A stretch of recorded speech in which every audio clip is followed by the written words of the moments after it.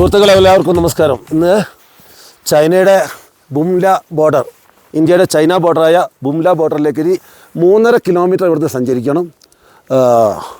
തവാങ് എന്നുള്ള യാത്രയാണ്. ഗുവാഹട്ടിയിൽ നിന്ന് തേസ്പൂർ വന്ന് അങ്ങനെ ബംഡിലയിൽ സ്റ്റേ ചെയ്ത് അതിനുശേഷം തവാങ്ങിൽ ഇന്നലെ താമസിച്ച് ഇന്ന് രാവിലെ അവിടെ നിന്ന് വാഹനത്തിൽ പ്രത്യേക പെർമിഷൻ എടുക്കണം. എല്ലാവർക്കും അറിയാവുന്നതാണ്, അരുണാചലിലേക്ക് വരാൻ തന്നെ പ്രത്യേക പെർമിഷൻ വേണം.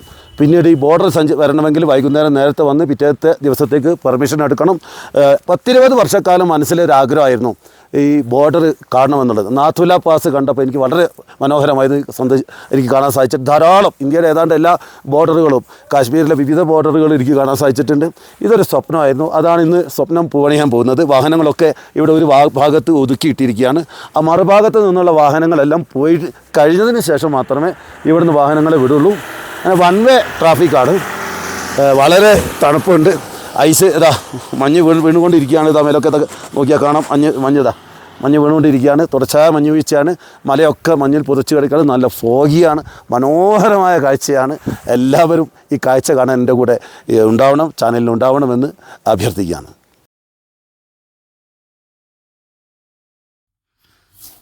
ഈ പ്രദേശമൊക്കെ നല്ല മഞ്ഞ് പുതച്ച് കിടക്കുകയാണ്. നല്ല വെള്ള പരവതാനി വിരിച്ചതുപോലെ ഐസ് അതായത് മഞ്ഞ് വീഴ്ചയിൽ മൊത്തം മൂടിക്കിടക്കുക. ഹിമാലയത്തിൻ്റെ ഈ അറ്റം, അതായത് അരുണാചൽ പ്രദേശിൻ്റെ ഏറ്റവും ഉയർന്ന തവാങ്ങിൽ നിന്ന് വളരെ ഉയരത്തിൽ മൊത്തം 5500 രൂപ കൊടുത്താൽ നമ്മെ മാധുരി തടാകത്തിലും അതേപോലെ തന്നെ ബുംല ബോർഡറിലും, അതായത് ചൈന ബോർഡറിലും ഒക്കെ കൊണ്ടുപോയിട്ട് തിരിച്ചു കൊണ്ടുപോയി. ഇവിടെ നിന്നുള്ള വണ്ടി മാത്രമേ അനുവദിക്കുള്ളൂ. അപ്പോൾ ഞാൻ നേരത്തെ പറഞ്ഞ് നമ്മൾ 2 പെർമിറ്റ്, ഒന്ന് അരുണാചൽ പ്രദേശിലേക്കുള്ളത് ഓൺലൈൻ പെർമിറ്റ് എടുക്കാം. ഇവിടെ വരണമെങ്കിൽ തലേ ദിവസം എത്തിയിട്ട് നമ്മുടെ താമസിക്കുന്ന മുറിയിൽ പറഞ്ഞാൽ റൂം മാനേജേഴ്സ് ആവശ്യമായ സൗകര്യങ്ങൾ ചെയ്തു തരും. അവർ തന്നെ ഇവിടുത്തെ വണ്ടി തന്നെ വിളിക്കാൻ പാടുള്ളൂ, പുറത്തുനിന്നുള്ള വണ്ടി അനുവദിക്കില്ല. അപ്പോൾ അവർ തന്നെ വണ്ടി ബുക്ക് ചെയ്ത് തരും. അപ്പോൾ വണ്ടിയിൽ വരാതെ നമുക്ക് ഇനി ഇതാ ബുംലയിലേക്ക് 3.5 കിലോമീറ്റർ. അപ്പോൾ വണ്ടിയൊക്കെ ഇവിടെ നിർത്തിയിട്ടതാണ്. നല്ല ഫോഗിയായ കാലാവസ്ഥയാണ്, നല്ല തണുപ്പുമുണ്ട്. അപ്പോൾ നിർത്തിയിട്ടിരിക്കുന്നത് ചില VIP പോയതുകൊണ്ട് അവരുടെ വണ്ടി, എനിക്ക് തോന്നുന്നു അരുണാചൽ പ്രദേശിൻ്റെ മുഖ്യമന്ത്രി തന്നെ ഇവിടെ വന്നിട്ടുണ്ട്. അപ്പോൾ അരുണാചൽ പ്രദേശിൻ്റെ മുഖ്യമന്ത്രി തന്നെ വന്നതുകൊണ്ട് കാത്തിരിക്കുകയാണ്. കുറേ നേരമായി. ഇതാ ബുംല, ഇതിൽ 3 കിലോമീറ്ററാണ്. 11 കുറേ സ്ഥലങ്ങൾ ഇവിടുന്ന് പോകാനുണ്ട്. നമുക്ക് സമയമുണ്ടെങ്കിൽ ഇവിടെ ഒക്കെ പോകാം. പക്ഷേ സമയവും കാലാവസ്ഥയും പ്രതികൂലമാണ്. മഴ പെയ്യുന്നുണ്ട്. ഏത് സമയവും മണ്ണിടിച്ചിലുണ്ടാവും എന്നാണ് ഡ്രൈവർ പറയുന്നത്. അങ്ങനെയാണ് വേഗം തിരിച്ചു പോകണമെന്ന് അദ്ദേഹം പ്രേരിപ്പിക്കുന്നുണ്ട്.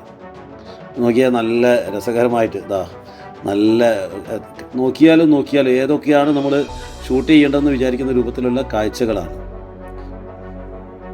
ഒരു തടാകം, ഈ തടാകം ഈ നമ്മുടെ വീഡിയോയിൽ കാണുന്നതിനേക്കാൾ മനോഹരമാണ് ഇത് അടുത്തുനിന്ന് കാണുമ്പോൾ. കാരണം ഈ പർവ്വതത്തിൻ്റെ മടിത്തട്ടിൽ തണുത്തുറഞ്ഞ് കിടക്കുന്ന ഈ തടാകം ആരെയും ആകർഷിക്കും. പക്ഷെ തൊടാൻ കഴിയില്ല, അത്രയ്ക്ക് തണുപ്പാണ്, ചതുപ്പുമാണ്. കരയിൽ നിന്ന് ദൂരെ നിന്ന് നോക്കി കാണാനേ പറ്റുള്ളൂ.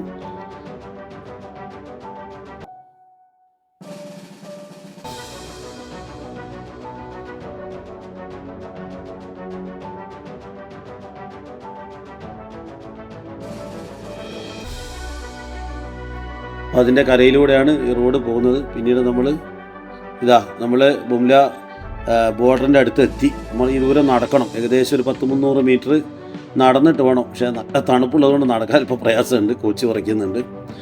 നടന്ന് ദൂരെ അതാ ചൈനീസ് ബോർഡർ കാണാം, മഞ്ഞ് മുറിച്ച് ചൈനീസ് ബോർഡർ കാണാം. നമുക്ക് അതിൻ്റെ അടുത്ത് വരെ പോകാം. പക്ഷേ വീഡിയോ എത്ര കണ്ട് അവിടെ പിടിക്കാൻ പറ്റുമെന്നറിയില്ല.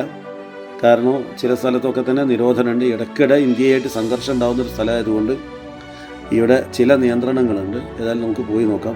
രാജ്യത്തിൻ്റെ പല ഭാഗത്തു നിന്ന് വന്ന സന്ദർശകരാണ്. അപ്പോൾ നമുക്ക് പോയി നോക്കാം.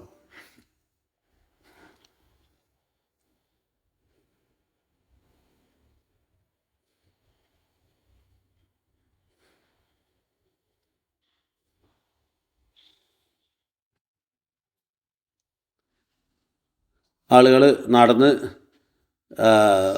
കോച്ച് കുറയ്ക്കുന്ന തണുപ്പായതുകൊണ്ട് അത് വേഗത്തിൽ നടക്കും. പിത്തനിയിൽ ഓക്സിജൻ്റെ പ്രശ്നമുണ്ട്. അപ്പോൾ ഇവിടെ നമുക്ക് മനോഹരമായ ബോർഡ്, ഐ ലവ് ബുംല എന്ന ബോർഡ് ഇവിടെ കാണാം. ആ ബോർഡ് ഇവിടെ നോക്കിയാൽ കാണുക, മനോഹരമായ ബോർഡ്.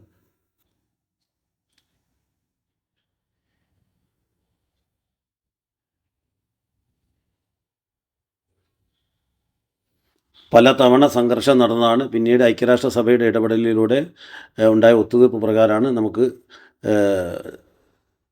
വെടിനിർത്തൽ, അതായത് നമ്മുടെ അതിർത്തിയായിട്ട്, അതായത് നേരത്തെ ഇത് തിബറ്റിൻ്റെ ഭാഗമായിരുന്നു. തിബറ്റ് ചൈനയിൽ ചേർന്നതോടുകൂടിയാണ് ഈ അതിർത്തി ചൈനീസ് അതിർത്തിയായിട്ട് മാറിയത്. ദലൈലാമയൊക്കെ ചൈനയിൽ നിന്ന്, അതായത് തിബറ്റിൽ നിന്ന് ഇന്ത്യയിലേക്ക് വരികയും അത് തന്നെയാണ് ഇന്ത്യയും ചൈനയും തമ്മിലുള്ള ബന്ധത്തിൽ വലിയ വിള്ളൽ സൃഷ്ടിക്കുന്നത്. ദലൈലാമ ഇന്ത്യയിൽ ഒരു പ്രവാസി ഭരണകൂടം നയിക്കുന്നത് തന്നെയാണ്. അത് നമുക്ക് പോയി നോക്കാം. നമ്മളിങ്ങനെ മുന്നോട്ട് പോവുകയാണ്. നമ്മുടെ സാധാരണ S22 അൾട്ര ക്യാമറ ഉപയോഗിച്ചാണ്, മൊബൈൽ ഉപയോഗിച്ചിട്ടാണ് ഞാൻ ഷൂട്ട് ചെയ്യുന്നത്. നമുക്ക് ശ്രമിച്ച് നോക്കാം. അപ്പോൾ കിട്ടുന്ന യാത്ര ചെയ്യുമ്പോൾ കാണുന്ന കാഴ്ചകൾ പകർത്തുക, അതിലെ അറിവുകൾ പകരുക എന്നുള്ള നിലക്കാണ് ഷൂട്ട് ചെയ്യുന്നത്.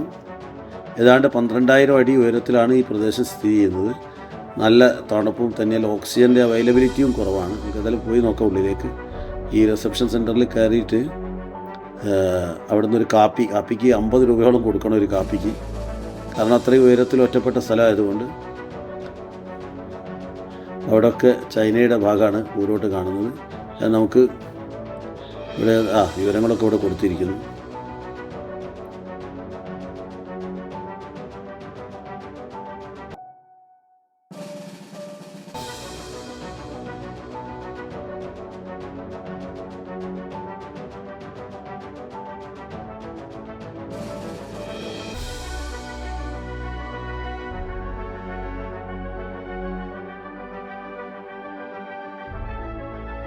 നേരെ പുറത്തിറങ്ങിയാൽ ഇതാ ചൈനയുടെ ഭാഗത്തേക്ക്. ക്യാമറ പാടില്ല, പക്ഷെ നമ്മൾ അല്പം കുസൃതി ഒപ്പിച്ചിട്ടാണ് നമ്മൾ പിടിക്കുന്നത്. അവിടെ സ്റ്റിൽ ക്യാമറ മാത്രമുണ്ട് അവരുടെ, അതായത് അവിടെ ഫോട്ടോഗ്രാഫർ ചുമതലപ്പെടുത്തിയത്. പക്ഷേ നമ്മൾ തൽക്കാലം കീശയിൽ വെച്ച് ഇതൊക്കെ ഒന്ന് ഷൂട്ട് ചെയ്തതാണ്, കാണുക എന്നുള്ള ലക്ഷ്യത്തോട് കൂടിയിട്ട്. അത് നമുക്ക് കാണാം.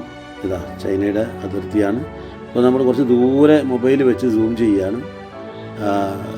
അല്പം ദൂരെയായിട്ട് അടുത്ത് അനുവദിക്കാത്തതുകൊണ്ട് കുറച്ച് ദൂരെ. അപ്പോൾ നോക്കൂ, ചൈനീസ് പട്ടാളക്കാരതാ ഇങ്ങോട്ട് നോക്കി വളരെ സാഹുതം നോക്കുകയാണ്. നമ്മുടെ ഇന്ത്യയിൽ നിന്നുള്ള സന്ദർശകർ അവിടെ പോയിട്ട് ജയ് ബോലോ ഭാരത് മാതാ എന്നൊക്കെ മുദ്രാവാക്യം വിളിക്കുന്നുണ്ട്. പക്ഷേ ചൈനയുടെ ഭാഗത്തു നിന്ന് അത്തരത്തിലുള്ള മറ്റ് പ്രവർത്തനങ്ങളൊന്നുമില്ല. അവരതാ വളരെ 24 മണിക്കൂറും വളരെ ശ്രദ്ധിച്ചുകൊണ്ട് എല്ലാ കണ്ണുകളും ഇന്ത്യയിലേക്ക് തിരിച്ചുകൊണ്ടാണ് അവർ നോക്കുന്നത്. ഞാൻ തന്നെ ഇവിടെ മൊബൈൽ വെക്കുന്ന സമയത്ത് അവർ സൂം ചെയ്തെടുത്ത് നോക്കുന്നുണ്ട്, എന്താണ് ഇവിടെ ഷൂട്ട് ചെയ്യുന്നതൊക്കെ തന്നെ അവരൊരു അല്പം ഇഷ്ടപ്പെട്ടില്ല എന്ന് തോന്നുന്നു. അവർ വളരെ ശ്രദ്ധിച്ചിട്ട് ഇങ്ങോട്ട് നോക്കുന്നുണ്ട്, ഒന്ന് എല്ലാം നിരീക്ഷിക്കുന്നുണ്ട്. അവർ ബോർഡറിലൊക്കെ തന്നെ ഐസ് പുതച്ച് കിടക്കുകയാണ്, മഞ്ഞ് പുതച്ച് കിടക്കുകയാണ്. മനോഹരമായൊരു കാഴ്ചയാണ് ഇവിടെ. 2 രാജ്യങ്ങൾ, ഈ ഭാഗത്ത് ഇൻക്രെഡിബിൾ ഇന്ത്യ, മറുഭാഗത്ത് ചൈന. അവോളം കണ്ടതിന് ശേഷമാണ് ഇവിടുന്ന് താഴോട്ടിറങ്ങിയത്. അത് ഇറങ്ങി വന്നാൽ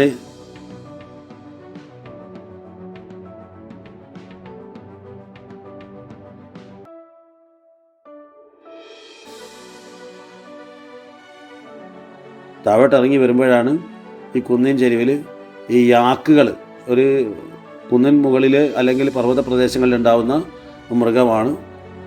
കാട്ടിലൂടെ ആണ് അതിൻ്റെ ജീവിതം. പക്ഷേ ഇതിൻ്റെ പ്രത്യേകത ഞാൻ ഇവിടെ കൊടുക്കാൻ കാരണം, നമ്മുടെ ക്യാമറ കണ്ടപ്പോഴത്തേക്ക് അവ അല്പം സ്പീഡ് കണ്ടോ അവ ഓടിപ്പോകുന്നത്, അതിനോടൊരു വിരക്തി പോലെ.